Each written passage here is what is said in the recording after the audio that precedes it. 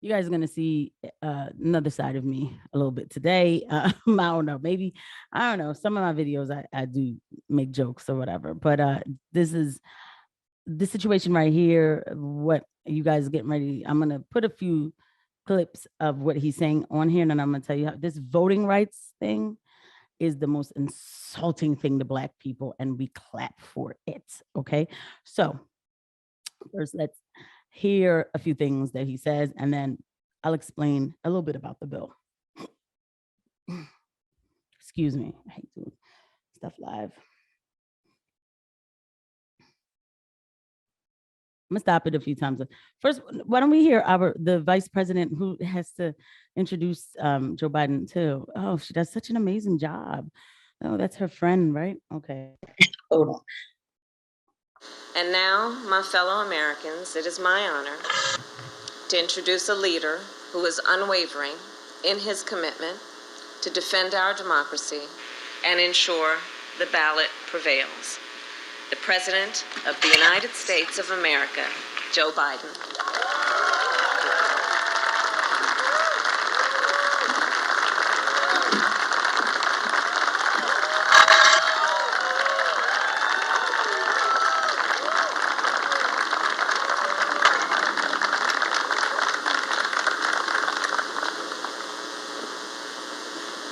In our lives,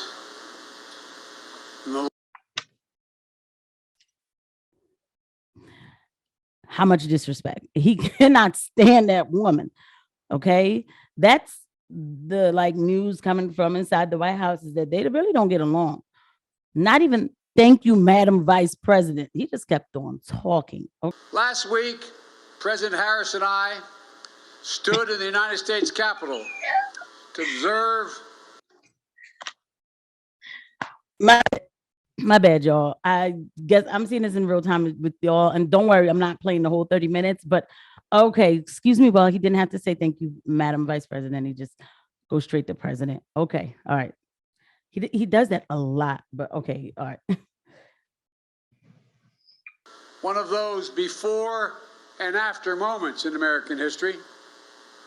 January 6th insurrection on the citadel of our democracy. Today, we come to Atlanta, the cradle of civil rights, to make clear what must come after that dreadful day when a dagger was literally held at the throat of American democracy. We stand on the grounds that connect Clark, Atlanta. Okay, not doing this.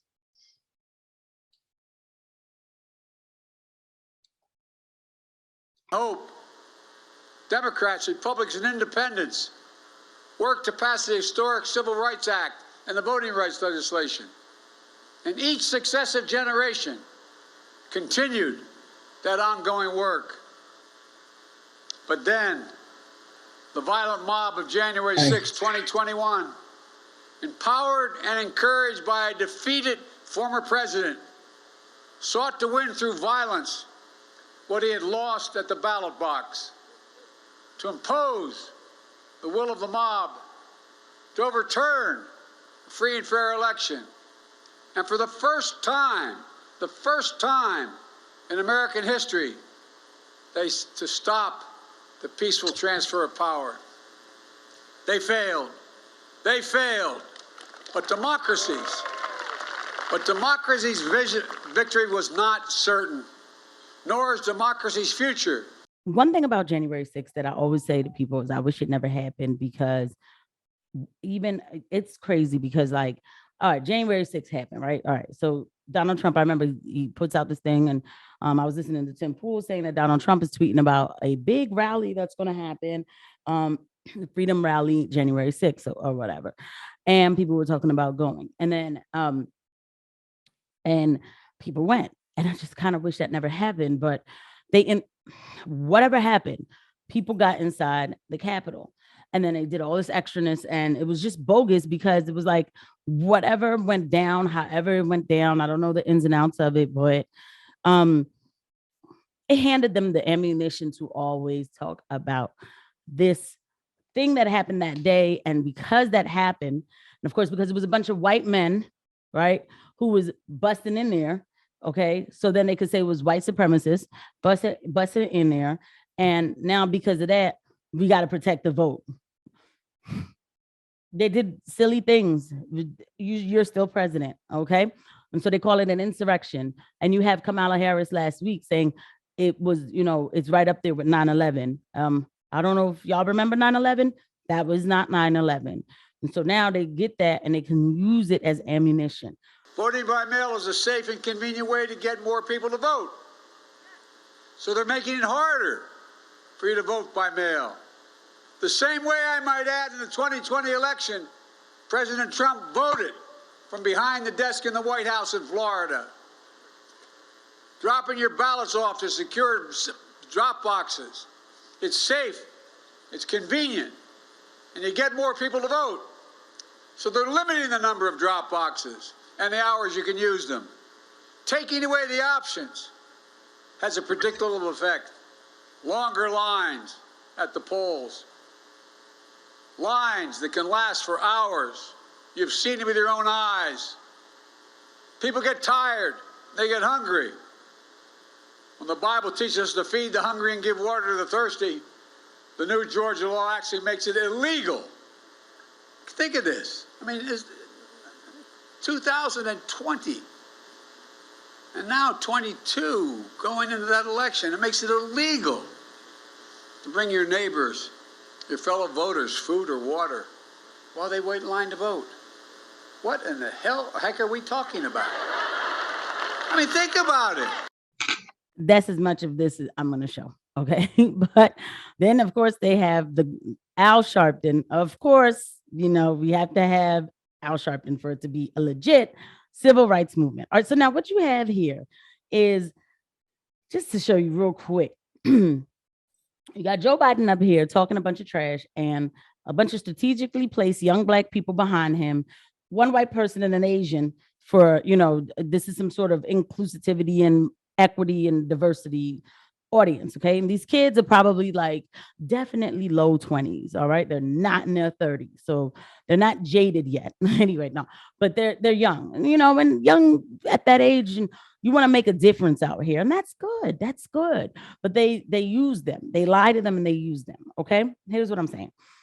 This bill that they are talking about, this Georgia bill, my God, last year, I had to see on Facebook, everybody, oh, this bill is racist. This bill is white people saying this bill is racist. And I'm like, why is the bill racist? Oh, they're asking Black people to have IDs. Come on now. You know how hard it is for Black people to get IDs? Do you know how racist that is that you just said that to me? Like, what?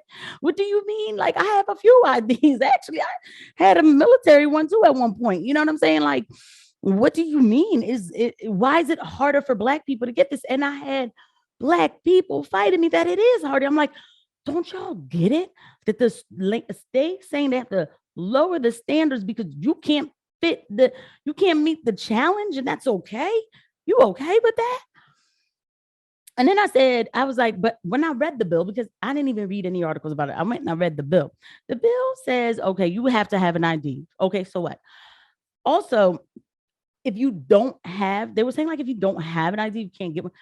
They would give you government help to get an ID. Okay. And then they're like, so there's that. So then you have people who are like, oh, but it's hard for people to get to PennDOT or, the places they live in rural. It's not that many Black people who live out in the farm sticks who can't get to somewhere to get an ID. And people were like, well, my grandfather hasn't had one. He's like 100. I'm like, if he has a bill in his name, they consider that an ID. They had provisions in the bill for people where this should not be a problem. And then everybody got worked up again. They was mad about the water. Like, why are we mad? Oh, because we can't drink. They said we can't drink water in the line. And what if I'm thirsty in the line? Listen, and now I am talking to Black people. Y'all got to stop letting them make y'all sound foolish. What if I'm thirsty in the line? Bring water if you think you're going to be that thirsty in the line. Number one. Number two, they didn't say somebody can't give you water or even give you a snack. They just can't give you stuff that say, felon, 2020. You can't. give paraphernalia stuff that's going to have advertisement of who you should vote for. Okay. I can't be a campaign manager feeding people at the line because it sways. It's like a form of coercion, but like a more positive one, not like what they do with the mandates. Anyway, so everybody look, and then he gets everybody going. Oh yeah, come on, what is this? You can't even eat. And look, the lines are so long. They're so long. And this is all geared towards, it's racist to make the lines long. And then to say that mail-in ballots are safe and effective, like the jab. Anyway, but hey, you want to hear something? I've never seen something so disorganized. I'm registered to vote in Pennsylvania. Okay. So I had registered to vote in Pennsylvania because I used to live in New Jersey, but now I live in PA. A ballot showed up at my mom's house in New Jersey. What would have been the worst? Wouldn't it have been so simple? If my family didn't have some sort of integrity, one of them could have filled out the ballot and just sent it right back. Who would have known? Who would have known? That's so safe. It was so unorganized. I've seen mail-in ballots. That's when you request an absentee ballot and then you send it off. Excuse me, my phone is going off, y'all. You send it off, okay? And then that's how it counts. I've seen that. This right here, y'all just willy-nilly selling. I couldn't believe it. Then a Dropbox thing. I think you could always do the Dropbox thing before. But to be honest, I remember, and I said this before in a video, back in not too long ago, dang, when I voted for Obama both times, there wasn't all this, you have to have this ballot, no, not, excuse me. There wasn't all this like just mailing your ballot whenever you feel like it. It was, you only have Tuesday. You better get to the line. Your job knew they had to give you the day off. It was a federal thing. Like they have to give you the time or whatever to get to the polls. Okay. That was it. Oh, but the pandemic had me. No, even as much as I can't stand Fauci, he said there's no reason why people can't vote in person. Because I got to hand it to him. He probably was like, I'm not putting that on my back. There's no reason why they can't vote in person. I'm out of it. Okay. Plus, Pennsylvania had actually changed their law for mail-in ballots back in 2018 before we ever thought about a COVID. That was unconstitutional, actually. That's a whole nother story for another day. So they strategically place these people and then they stand up and they clap for him. And, they think like, yeah, we got to protect the vote because they're trying to stop Black people from vote. Black people, nobody's trying to stop you from voting. Okay. The Voting Act was done back in the 60s. Please let these legends have their trophies, man. Don't take them away. This was done. These civil rights movements were done. So what are we trying to erase those and have new ones? No.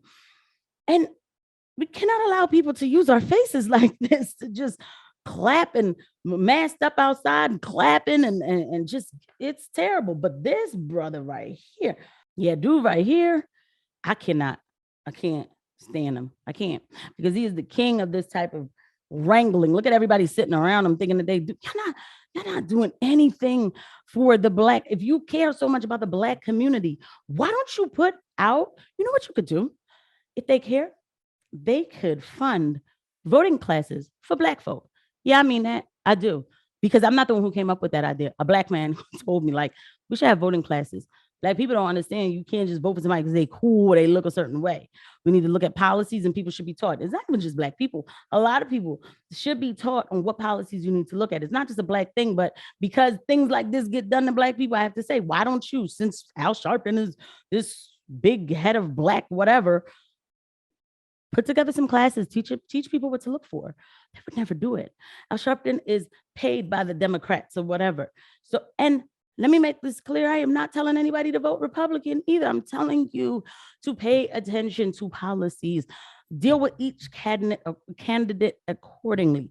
You do not have to be of one party and then that's it. Each person accordingly. Individuality. That's what I'm promoting. Take the responsibility to know whose name you're going to press. What do they stand for? Because this is right here is lies. And this is all to pass a bill. Now they talk about the Georgia bill and I explained it. Their Voting Rights Act, it's like, it's just willy-nilly. Anybody, well, we already have New York that's allowing 800,000 illegal immigrants to be able to vote in local elections. And oh, Casey, that sounds so you sound mean. Like, what's the big deal? So what, they're doing that?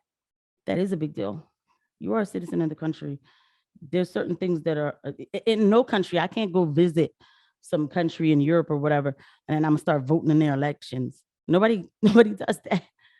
I do believe that people are seeing through these lies. And for real, last point I'm gonna make about this, for Joe Biden to stand here and make a whole speech about a bunch of nothing while people are paying gas prices at an alarming rate. There's nothing in the shelves in the market. There's no inflation is on a rise. And then he's gonna sit here and talk like this to us. Come on now. Like, about nothing? Not cool. All right, guys. And that's it. Thank you for joining me. You guys share, like, subscribe, share these videos. Thank you for joining me, guys. And I'll see you at the next one. Bye.